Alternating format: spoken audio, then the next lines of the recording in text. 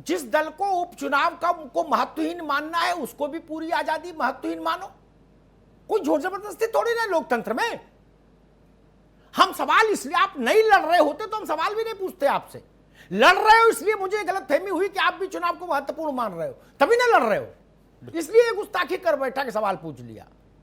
अगर आपके लिए इतना छोटा चुनाव है तो मत लड़ते, हम बुलाते ही नहीं बहस में, कहते भाई आपसे ये सवाल पूछने का बनता ही नहीं। ठीक, एक उदाहरण देता हूं, किस्सा बता देता हूं। कल्याण सिंह और मुलायम सिंह जी का दौर था उत्तर प्रदेश में। दो ही शीर्षस्थ नेता थे, एक साइड में एक विंग के नेता थे कल्याण सिंह और दूसरे विंग के नेता थे मुलायम सिंह यादव।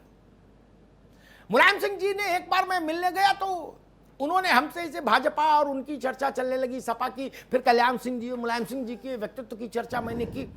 तो उन्होंने एक सवाल मेरे सामने रखा उदयवीर भाई।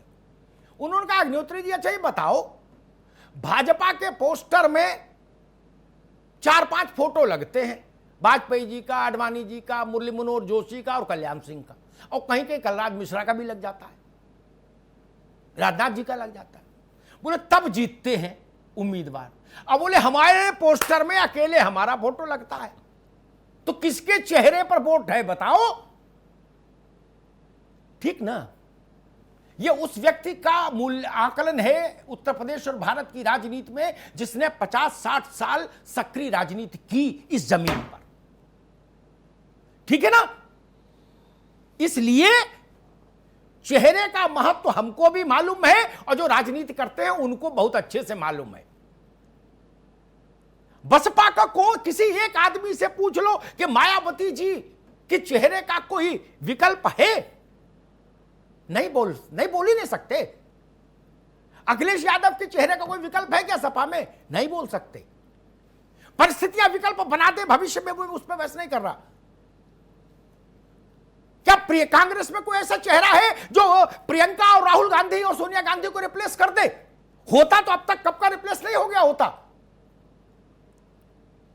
इसलिए चेहरे का महत्व है, और जब जो लोग अपने अपने चेहरों के जिंदाबाद के नारे लगा के राजनीति में आगे बढ़े, वो आके अचानक बोलने लगे कि नहीं चेहरा का कोई महत्व नहीं, तो मुझे हैरानी होती है।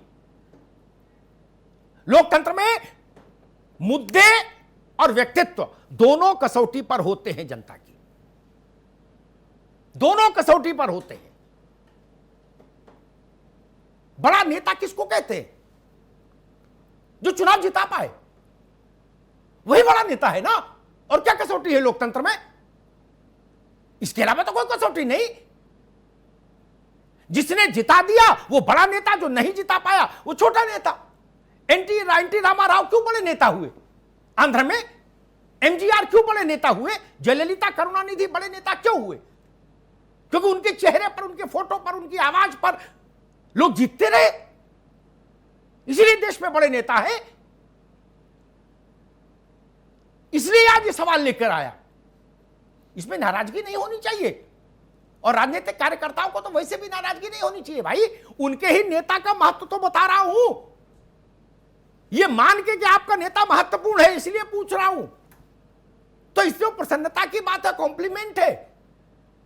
और बाकी बातें 10 तारीख को करूंगा इसी मंच पर। बिल्कुल, तब टीएम सिंह से लेके, बहुगुणा से लेके और उस दिन के चुनाव परिणाम तक सबकी समीक्षा करेंगे। तब पूछेंगे किसकी नीति कहां टिकी, किसकी रणनीति कहां टिकी।